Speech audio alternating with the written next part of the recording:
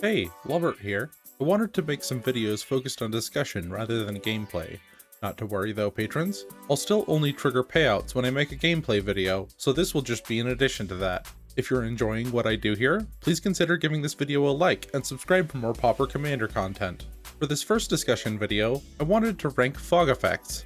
To be clear, I mean effects that prevent damage, usually from all creatures. Before I get into ranking them though, I want to talk about how I feel fogs are positioned in Pauper Commander.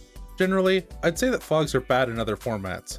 My thinking is that in 1v1, having a fog in your hand means that you don't have something that forwards your own game plan to win. If you're behind, you survive an additional turn at the cost of a card in your hand, but your opponent doesn't have to expend a card if they already have a winning board state. They just end up attacking for lethal again with an additional card in their hand. There's a few reasons I believe fogs are positioned differently in Pauper Commander. First, being a multiplayer format, not every card that your opponent plays is going to be pointed at you. There are two other people that they need to worry about, so them having the same board state with an additional card can sometimes mean that it's someone else's turn to get attacked. Combat dynamics are also much different. In 60 card formats, you might as well put in a removal spell in that slot to stop attacks and effects from that creature once and for all. But in Pauper Commander, you can almost never completely shut down all of your opponents, so buying time can be a more appealing alternative. That is not to say, though, that you should swap out all of your removal spells for fogs, of course. There are threats in the format that don't use the combat step to win the game, so I only end up running between 1 and 4 fogs, so I'm glad to see them when they come up. I also think that they're better in Pauper Commander than they are in normal Commander, because games are more frequently decided in combat. So let's get to the rankings. S tier. I add these to my decks before I do anything else. I think that they're that important. Moment's Peace is just a standard fog with flashback, but it turns out that that's pretty incredible. If this ends up in your graveyard via discard or mill, you get a fog without having to expend a card in your hand. Even if it's telegraphed by being visible in your graveyard, an opponent has to knowingly sacrifice a combat step by sending enough damage at you for you to want to use it. The negative to this card is that it's a little mana intensive, but leaving up 2 to 3 mana as a deterrent is a best practice for not dying anyway. Prismatic Strands might be the best fog in Pauper Commander. It has flashback like Moment's Peace, so it has a lot of the same things going for it that Moment's Peace does. It's also really nice that the second half of the spell does not cost any mana. It's not just a standard fog though. It has you name a color and prevents damage from sources of that color this turn. That means a few things. 1. It can prevent non-combat damage such as Lightning Bolt removing something, or a Firebrand Archer going off. 2. If your opponent's creatures are a different color than yours, this is a one-sided fog, which means you can frequently remove some of your opponent's attacking creatures using combat damage without any risk of losing anything yourself. Unfortunately, this is also sometimes a drawback. If your opponent's creatures are colorless, this cannot prevent their damage. That is semi-rare though. It also means that if they're attacking with different colors of creatures, you may have to flash this back immediately, or you won't be able to prevent all of the damage coming in. Dawn Charm is a standard fog, but it offers some killer modality. Having the option to regenerate a creature means that this protects your game plan if you don't need it to keep you alive. I've also seen the last ability where it counters a spell that targets you, counter a massive Rolling Thunder. Having more options is always good. A tier. I strongly consider these based on the meta and my deck's synergies, strengths, and weaknesses. Safe Passage is worded differently than a standard fog. It can prevent non-combat damage, and it only prevents damage from things you don't control, much like Prismatic Strands, so you can use it to profitably remove your opponent's attacking creatures if you have blockers. Thwart the Enemy is admittedly a strictly worse Safe Passage, because it doesn't prevent all non-combat damage, just damage from creatures your opponents control. This doesn't stop it from getting an A tier ranking though, because it is consistent. Protective Sphere and Righteous Aura are great if your meta includes decks that invest heavily into a small number of creatures, such as Crackling Drake. 1 mana and a small amount of life is way better than outright losing. Additionally, since these don't target, they can prevent damage from creatures with Hexproof and Shroud turn after turn. Darkness is literally a standard fog. It gets an A tier status for being the only effect of its kind in black. It's at least efficiently costed, so holding it up is not hard, and it can easily surprise your opponents. B tier. I run these when they have synergy with my deck, or when they shore up one of my weaknesses, which isn't uncommon.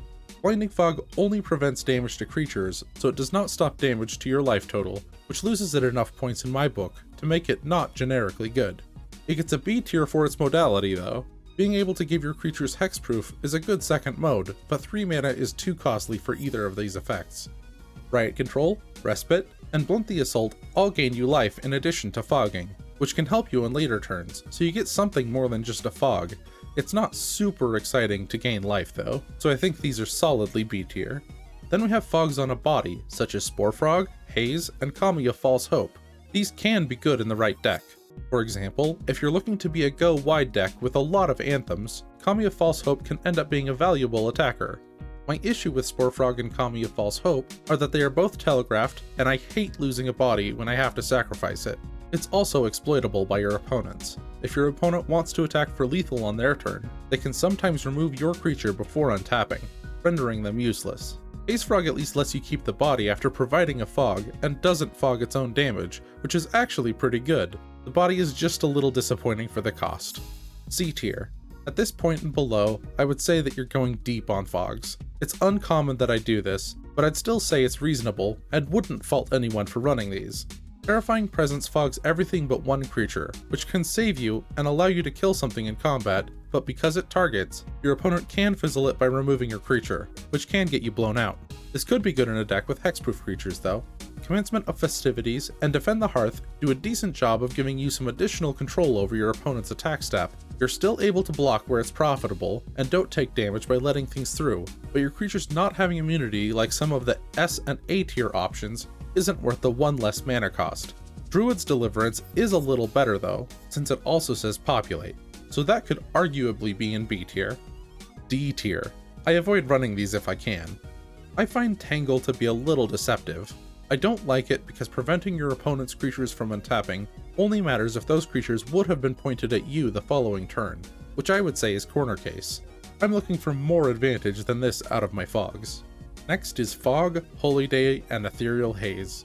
All of these are just as efficient as Darkness, but there are just so many other fogs in these colors that I don't think I'll ever play them. There are worse fogs though, so I don't want to put them in F tier.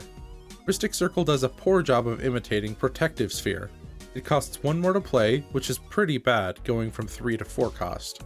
It doesn't cost life to activate, but giving your opponents the option to pay 1 makes this a competition for who has the most mana, which is unlikely to be profitable for you since your opponent untapped more recently than you. And last in the D tier are all the circles and runes of protection. These are only good for a certain color. They get a bad grade for costing too much mana and being too narrow since they only work for one color. F tier. There are rarely, if any, synergies with these cards that make them worth it. I would reconsider running these unless you're sure it's what you're going for. Tangle Snap lets creatures with trample through. While I can imagine a trample tribal deck that makes the most of it, this not working against incoming large trampling creatures isn't a risk I want to take. Hunter's Ambush suffers from the same issue as Tangle Snap. It doesn't work sometimes, which isn't a risk I'm willing to take at all. F tier is also where I would put pretty much anything that only fogs 1 or 2 creatures for a turn, such as Restrain or Soul Parry. I would not include something like Temporal Isolation in this section though. I would just call that conditional removal, since it lasts more than 1 turn. There are also many other hyper niche fogs such as Haze of Pollen, Lull, Moon Mist, and Pause for Reflection that I would say are pretty bad in most decks, but could have a home somewhere. But those synergies rarely overcome the differences in power between them and the S or A tier fogs.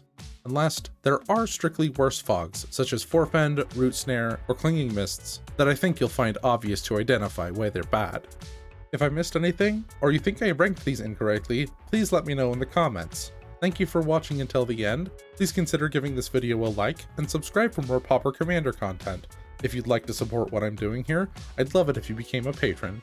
Check the playlists on this channel for more videos like this.